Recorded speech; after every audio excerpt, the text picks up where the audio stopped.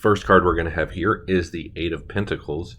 You'll see it is reversed. Its reverse meaning stands for lack of passion, uninspired, no motivation, and if it were upright, it would stand for apprenticeship, passion, and high standards. The next card I have is the Page of Pentacles. In its upright position, it stands for ambition, desire, diligence, and if it were reversed, it would stand for lack of commitment, greediness, or laziness. The next card here is the Knight of Cups. In its upright position, it stands for following the heart, an idealist, romantic, and if it were reversed, it would stand for moodiness or disappointment. The next card here is the Page of Cups. In its upright position, it stands for a happy surprise, a dreamer, and sensitivity, and if it were reversed, it would stand for emotional immaturity, insecurity, and disappointment. The next card I have is the Nine of Pentacles. In its upright position, it stands for fruits of labor, rewards, and luxury, and if it were reversed, it would stand for reckless spending, living beyond one's means, or false success. And then lastly, the Seven of Swords in its upright position stands for deception, trickery, tactics, and strategy. And if it were reversed, it would stand for coming clean, rethinking approach, or deception. Now we're going to start off talking about Donny the shopkeeper. You can bring a bag of broken Neopoints from underwater fishing, and he'll repair it for you and hand you over somewhere between 1,000 and 2,000 Neopoints. That's where most people will know him from. If you have a bag of broken Neopoints, it is worth a little something. Of course, you'll notice that Donny is reversed, or the Eight of Pentacles is reversed, because lack of passion, uninspired, and no motivation was kind of fitting, because there's only about 70 different items that he'll repair in total on the website, and there's quite a few other items that are shown to be broken or named broken such and such. So he really doesn't do a whole lot. You can get an avatar the first time you go visit him and have an item repaired by Donny. And you actually do, he does come in hand in some situations. He helps with the repairing the astrolabe during the Altador plot. There's also a possibility that he'll break the item even worse, and he'll return you a pile of rubble or a pile of sludge instead of a repaired item. And if he breaks your item beyond repair, there is a chance that he'll compensate you with a TCG rare item code prize. Some of the particularly noteworthy items that you can get if he breaks your items are the books Stargazing and Undiscovered Treasure. He's also able to repair an item called the Golden Bike. Your pets can play with it, and then it breaks into a golden bike with a flat tire. And according to the item description, only 30 of these items were ever created.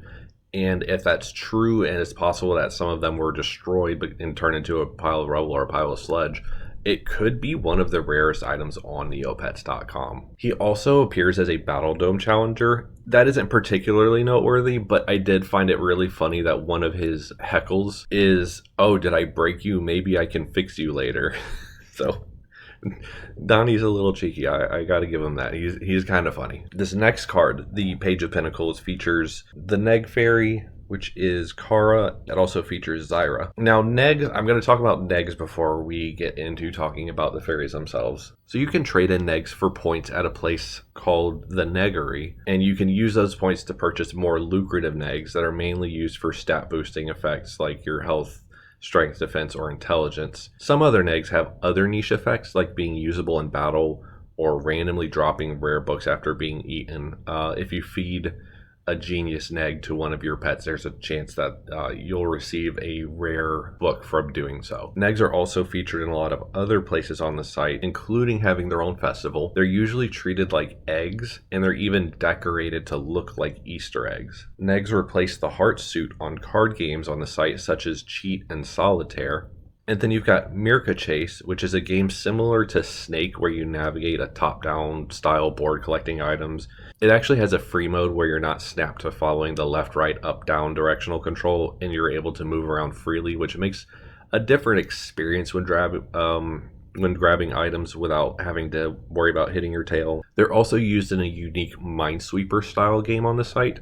Almost all Minesweeper games start off your first click with a free space or a 0, and the counter usually tells you how many mines you have remaining, whereas on Neggsweeper, on the other hand, it tells you how many free spaces you have remaining. Plus, it works on a points reward system where there's always a random chance of receiving a Negg, and there's actually a whole strategy involved where usually in Minesweeper you're trying to beat the game in as few clicks as possible to maximize your speed and maximize your score, whereas on Neggsweeper you're actually trying to take as many clicks as possible to solve the puzzle, because every click has that random chance of dropping, a fish Negg or a crystal Negg. Now back onto Neggs outside of games, there's multiple editions of the Neopian Times where it's stated that Neggs aren't actually eggs, they're fruit. I want to mention that the Neopian Times is a fan-submitted newspaper for Neopets.com, and it's not technically canon despite what other fan sites will have you believe. As far as official sources go, I was reading the Neopets magazine, and there's this exchange between Taelia and the Negg Fairy.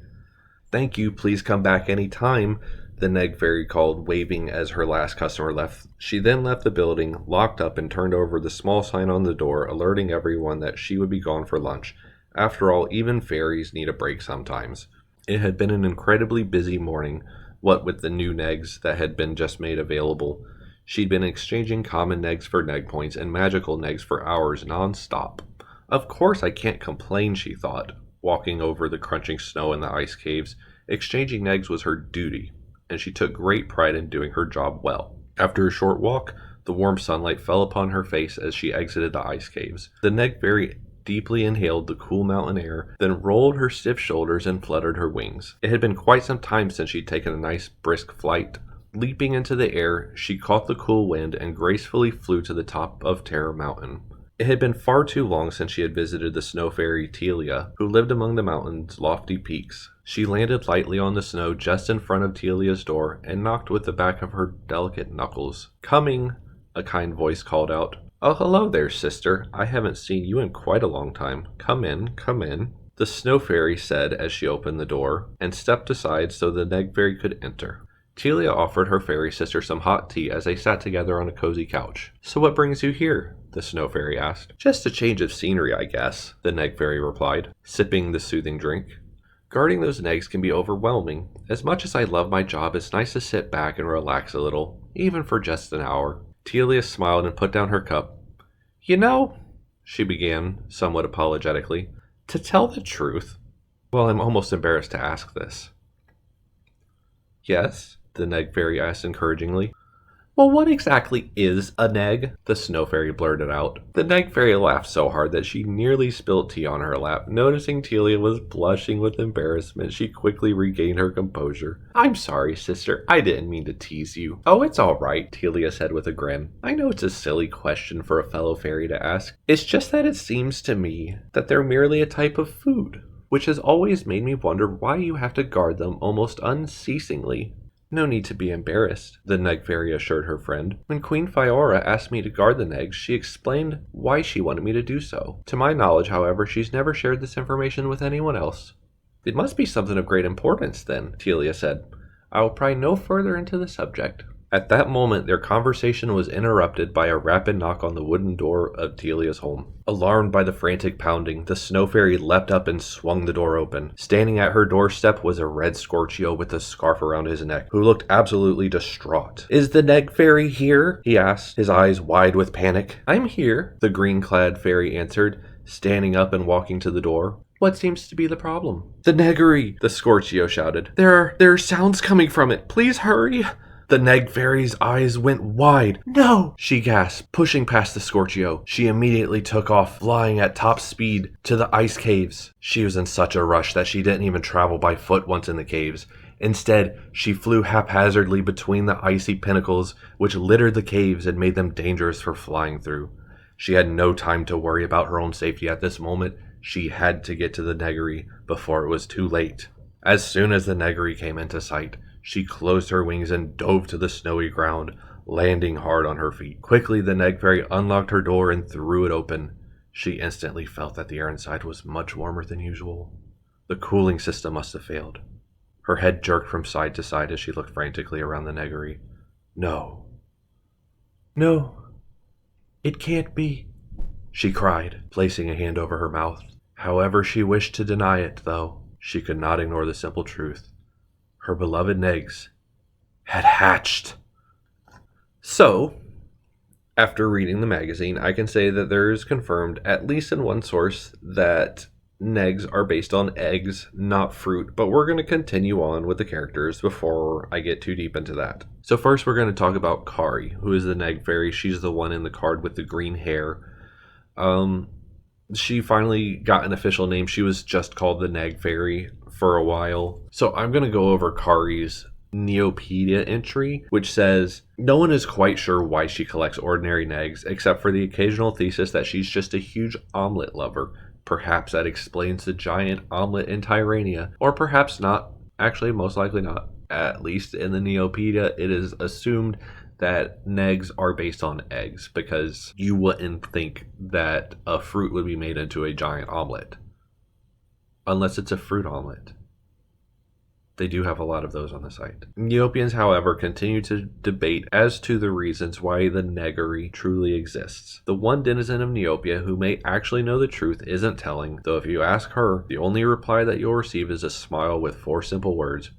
It's what I do. Kari, before she got the name Kari, was just a little chibi fairy, and she was in charge of running the money tree. We're going to talk more about the money tree in a later episode. It has its own tarot card. Kari also hosts the Festival of Neggs, which this previous year, in 2023, introduced the Bython, and it gave us some of our first hints about the upcoming plot. Now in front of her, you'll see the other fairy, Zaira. Now, a lot of people might not remember Zaira unless you were playing during the Festival of Neggs in 2012. So in 2012, she found a mysterious book detailing the quest to hide the Clockwork Negg. You probably know the Clockwork Negg as the mysterious Negg Cave. It's a daily that many players do. Incidentally, I couldn't find any canonical source saying that the symbols were in fact related to the 4 elements. I've heard a few people hypothesizing or outright saying that that is the correct answer, but there's actually 9 different symbols and only 3 of them are currently used. Now, during the Festival of Neggs for year 14, Kari was busy giving away Neggs while Zaira was doing a quest. During this event plot, somewhere in the middle there, you join the Negg protection team as they set out to hide the Clockwork Negg. They each take 1 Negg to a different Neopian land. As clues are given, you have to determine which team member traveled to what world to hide what Negg. And they give you a logic puzzle with a series of journal entries. I'm going to skip all the journal entries that are not relevant to decoding the logic puzzles. Starting with journal entry number 2, I'll actually go ahead and read the entire journal entry for this one, but for the further journal entries, I'm just going to mention the parts that are relevant. Journal entry 2. Now that the team has been assembled, we've begun gathering our provisions, packing our things, and figuring out where the mysterious Clockwork Negg will be hidden, as well as who will be the one to protect it. One thing we've decided is that to throw off those that might seek out the relic, the team's remaining members will be taking different types of Neggs to 4 other destinations. For instance, the wizard of the team, whose name is Selvin, insisted on not going to the Lost Desert. Something about a fear of Scamanders apparently. That was fine with the rest of us, so it's been decided that the wizard would go elsewhere. Meanwhile, a team member named Vaughn, who appeared quite taken with the look of the Cloud Negg, insisted on taking that one to its destination. Again, there was no argument from the rest of us, so it's settled. In a journal entry 5, today's the day we decided who's going to be going to Shinku, 1 team member named Rutu. On the other hand, things got kind of awkward when the knight of the group stated that being the one to transport the Clockwork Negg was absolutely out of the question. And in journal entry 8, it seems our wizard is also not so fond of Brightvale. Anyhow, the traveler responsible for delivering the Glass Negg was more than happy to go there. So we decided that the Glass Negg is going to Brightvale. And then on journal entry 9, a decision was made today as to who would be transporting the Clockwork Negg. Kurok was excluded from consideration due to claims of not liking the look of the thing. The group's explorer has also been ruled out as well. Among many reasons that the explorer gave was the whirring of the Negg's gears made it difficult to sleep.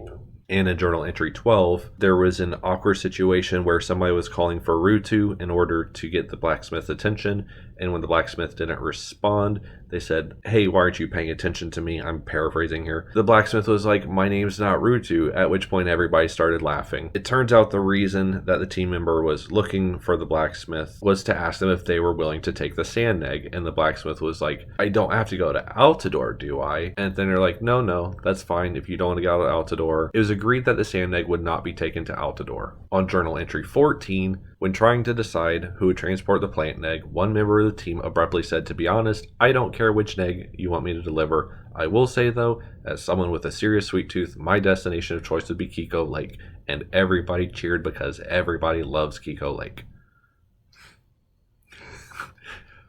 In journal... In journal entry 17, it starts off by saying, well, if there's one thing that is now crystal clear, is that the botanist does not like being called Ricky. And then it goes on to explain that the botanist used to be bullied by somebody named Ricky, and that clearly that is not the name of the botanist. So you have to take all these bits and clues and then figure out who has which profession, where they're going, and which Negg they're taking. The next card here we're going to have, the Knight of Cups, features Kanrik. You might recognize Kanrik from the 68-month user lookup shield. You probably know him as being the leader of the Thieves Guild. His face is also featured as the avatar when you win the Battleground of the Obelisk if you're fighting for the Thieves Guild. Now, we're going to talk a lot about Hannah and the Ice Caves comic during this video, as you might have guessed.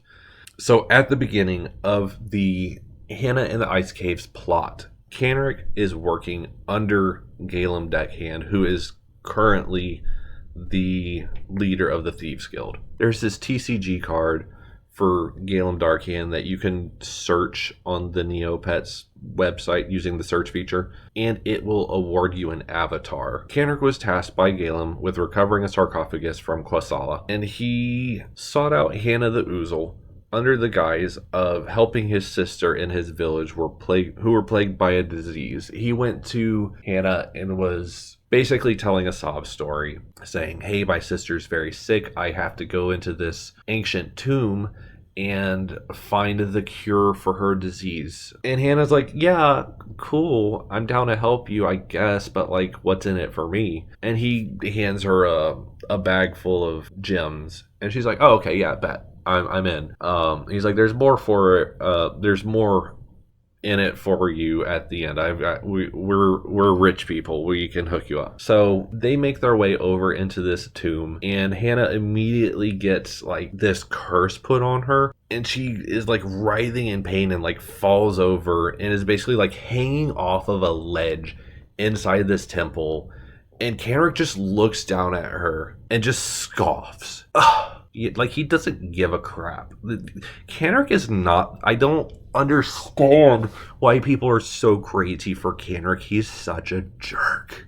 So anyways, Hannah basically loses her grip and she falls down, and then Kanrik's like, hey, come on in, boys, because he has like his fellow Thieves Guild people trailing close behind. And then they go in there and they grab the sarcophagus and they take it all the way back to Galen, or they're in the process of taking it back to Galen. And before they make it all the way into the camp of the Thieves Guild, Kanrik's romantic interest, Masilla, talks him into trying to overthrow the leader by releasing the monster in the sarcophagus. And she's all, hey, you know, you're my true love. I just kind of pretend to love Galen. If we overthrow him, you and I can rule over the Thieves Guild. And Kanrik was hesitant for a moment, but he wound up agreeing to do it. And then he released this absolute crazy looking mohawk called the Bringer of Night. Now, you might recognize the Bringer of Night as being the 6-year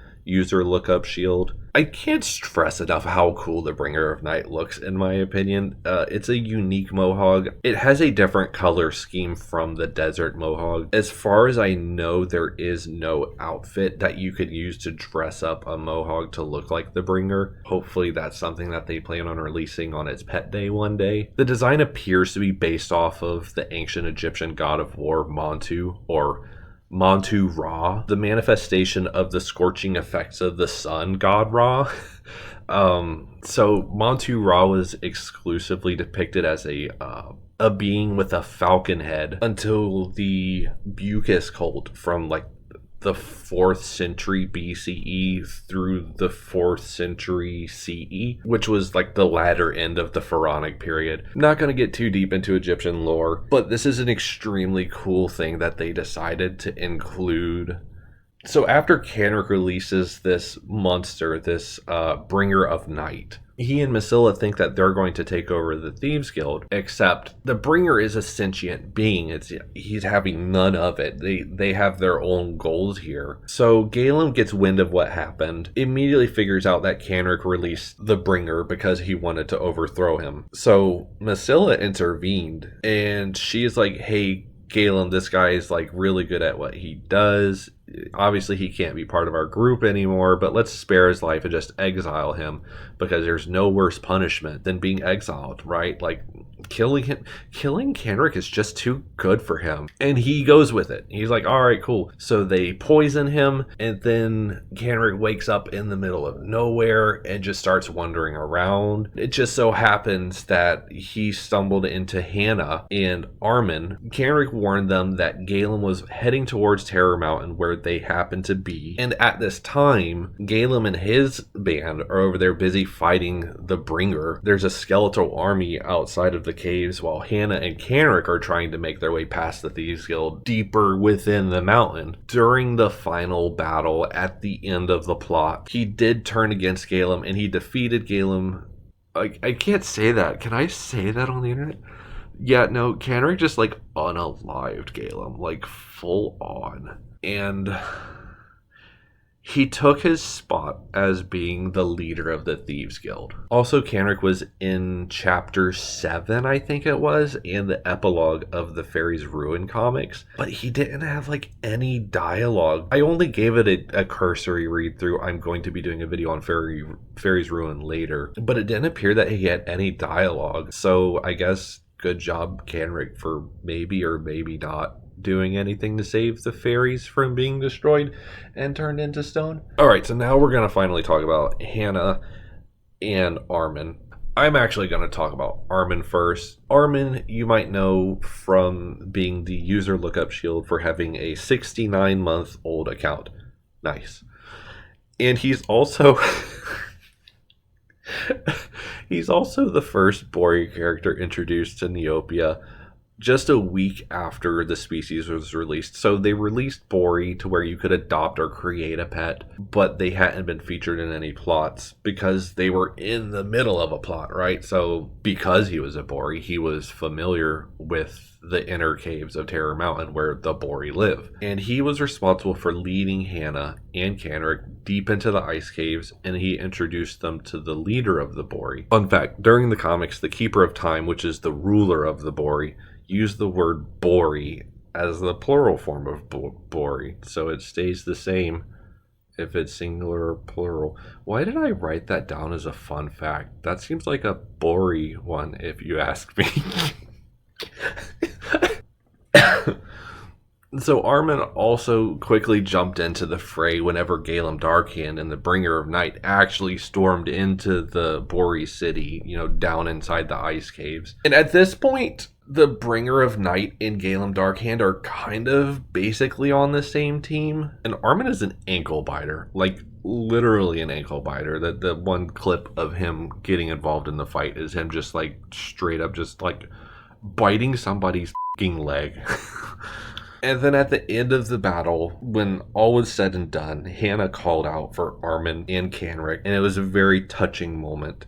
Now we're going to talk about Hannah. Hannah, you probably recognize as being the host of the quest log. Now, if you weren't around for the release of the quest log, it's one of the most significant events of the last several years. I can't really overstate how much buzz it generated. Like, I highly recommend watching the Amanda Files video. Neopets just got crazier, yet that's in all caps crazier. She does a great job explaining the vibe of what it was like this past October. I think that she does a way better job of explaining it than I ever could, especially since she posted this video during the heyday of when everybody was just like, what is actually happening? But I'm going to hit just a few quick points on it. It's a new-ish feature that re-released some really rare items. The main one that everybody was talking about was the Snow Bunny stamp, which peaked at around 400 million Neopoints through most of 2023. To add some context, because I know some of my like IRL friends might watch this, 400 million Neopoints is like a half a decade of playing the games every single day while spending none of the points that you earn. For them to just re-release this item to where anybody can get it. I have a Snow Bunny stamp now. There's no way in heck I would have ever been able to buy that before. And there's also this really cool feature for new players. I have a few friends who have just come back to Neopets, and there's this tutorial feature that is part of the quest log with Hannah. There's also the game Hannah and the Ice Caves. If you ever go to Terror Mountain, Hannah and the Ice Caves is a flash game. There's also Hannah and the Pirate Caves, and there's Hannah and the Kreludor Caves. One other game a lot of people might not know about is Hannah and the Wardrobe of Adventure. You might have recognized Hannah's dressing room. It's a Neocache background item. And I don't know if this is a well-known thing or not, but it is a very, like, it is way more fun than it should be. You're literally just, like, given prompts as to where Hannah is getting ready to go, and then you pick her outfit for her. Like, I don't know why I find that so entertaining. That is just a very 2000s thing to have. In every third level where you pick her correct outfit, you get stuck in, like, this game where it's kind of like Pong. I know there's a better game to compare it to, but I'm so bad at, like, Atari-style games that somebody, if you know the better game to compare this to, please go ahead and leave so in the comments. We're going to go over Hannah's Neopedia entry. Brave and adventurous to a fault, Hannah is well known throughout both Croc Island and Terror Mountain for her ability to traverse the trickiest and most dangerous of places. Before she was ever known as Hannah the Brave, this fair ousel was just another serving girl at the Golden Doubloon. However, as luck would have it, she found an old book which detailed the location of some hidden pirate caves that were filled with treasure. Thrilled by the prospect of adventure and danger, Hannah left her meager life as a waitress and set out on her first in a series of treacherous adventures. Within the depths of pirate caves, Hannah learned how to solve traps, avoid aggressive pawkeets and skeletons, plus figure out puzzles that would lead her to the secret shafts filled with gold and jewels. Tales of Hannah's cunning and swiftness spread, quote-unquote, mostly through her own word of mouth. Oh, Hannah. And soon she was known in every tavern across the land as Hannah the Brave. At the beginning, Hannah was celebrating with her friends at a tavern when Kanrik walked in and, gave her the whole spiel of, hey, I need you to save my sister. She's so sick. And then she got a curse while she was trying to help him, and then she fell over a ledge where he freaking left her to die. She actually survived. She fell down, and it was only like a decent fall. And on her way out, she's like, man, F that Kanrik guy. But she did manage to find a red gem necklace. I want to call it a ruby necklace, whatever the case may be. She got this gold necklace from the tomb with like a little red crystal gem. And then she's like wandering out of this tomb and seeks out a medic. And then they actually released a new pharmacy with a entire new shop in the Lost Desert during this part of the plot. She starts heading her way back to Terror Mountain. At this point in the plot, you either get to be Team Galem and the Thieves Guild, or you get to be Team Hannah. So some more significant challengers start to appear for either side that you choose. And at the end of chapter 8, she encounters a group of snow beasts, which were, again, part of the battle portion of it. Hannah in the Ice Caves. So if you're on her team during this part where she encounters a snow beast, you get to battle some snow beasts. So 2 weeks after the option came available to pick a side, even more challengers start appearing in the battle dome, depending on which side you're on. So on one side, you've got the thief brutes and the Overseers if you're playing on Team Hannah, Kanrik, and Armin. And then if you're on Team Galen Darkhaven and the Thieves Guild, you've got to fight the Skeletal Warriors and the Warlords. On December 17th, you were actually able to battle either Kanrik or against the Bringer of Night.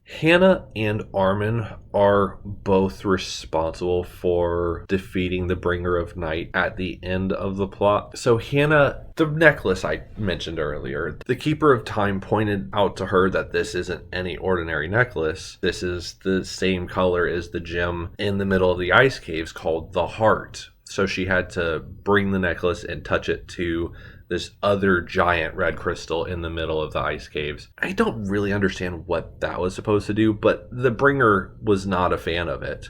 And he tried to smash it with his giant scepter. As soon as he hit it, he froze into a block of ice, and then Armin pulls out a freaking slingshot and shoots him one time and just shatters the Bringer into a million pieces.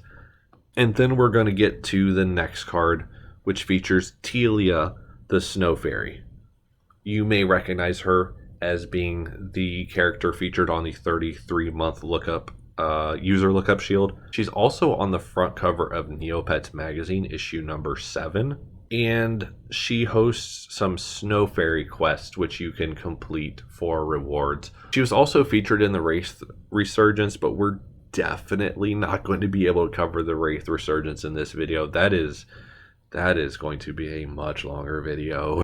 And she's featured in Fairy Cloud Racers, and I just found out literally today. I'd been sending messages to Jelly Neo saying, hey, you might want to add this to her lookup, and they're like, oh, really? Have you ever heard of Extreme Fairy Cloud Racers?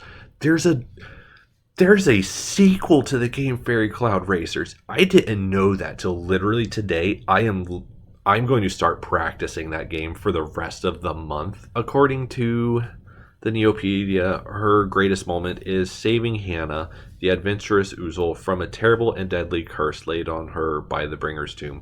Right, so remember I mentioned that Hannah was cursed? The Thieves Guild figured out ahead of time, I guess, that there is a chance that Taelia was going to come to the aid of the poor innocent Neopians who lived in Terror Mountain, because incidentally, Taelia also lives in Terror Mountain, so of course she was going to get involved if her friends who she takes care of are suddenly under attack. So the Thieves Guild plans ahead, and they have the next card here, which is the 7 of Swords, features a Snowager, but more importantly to what I'm talking about right now, has this little mincy named Valin. Now, during the plot of Hannah in the Ice Caves, he showed up at Taelia's home, and he's pretending to be an injured, poor little Neopet. And then when she welcomes him into her house, he just snatches her wand and starts acting like a total menace. He turns it around on her and freezes her, so she can't do anything to help protect the people in the place where she's living. So you can see why this card was flipped up, right? Because deception and being a jerk is very fitting for Valin. Valin is also a Battle Dome challenger. In addition to the regular plot for Hannah in the Ice Caves, he was supposed to be a tie-in for the Guildmaster's dinner. I'm going to come back to that in just a second. I'm going to circle back to the Snowager real quick. You might know as being the 24-and-a-half-year-old shield. You probably have not seen the shield before because almost nobody has a 24-and-a-half-year-old account at this point. You almost certainly know the Snowager from the Snowager is Sleeping daily event. You go into the Snowager's lair and try to steal an item from him. And there's a chance that if you wake up the Snowager while you're trying to steal their items, they can blast you, and you can get an avatar for that. The Snowager also happens to be one of the toughest Battle Dome challengers. If you don't know what the Battle Dome is, here's a photo. So there's also a game in the games room. Actually, I don't think you can even access it in the games room. You have to know where it is. This game called Wrath of the Snowager, which is another game similar to Snake, which you can move around in a free mode direction. It's kind of weird. If I had a nickel for every time I've had to mention the game Snake in this video, the Snowager also has some lore where he ate this Aisha named Kendrak, and Kendrak has like a whole backstory. Kendrak has like a son, and his best friend was out hiking with him, and they were investigating the Snowager's lair. So like this guy Kendrick, like his best friend and child, watched him get eaten by the Snowager. I don't know why they decided he needed that backstory, but it's kind of dark for Neopets, like, isn't it?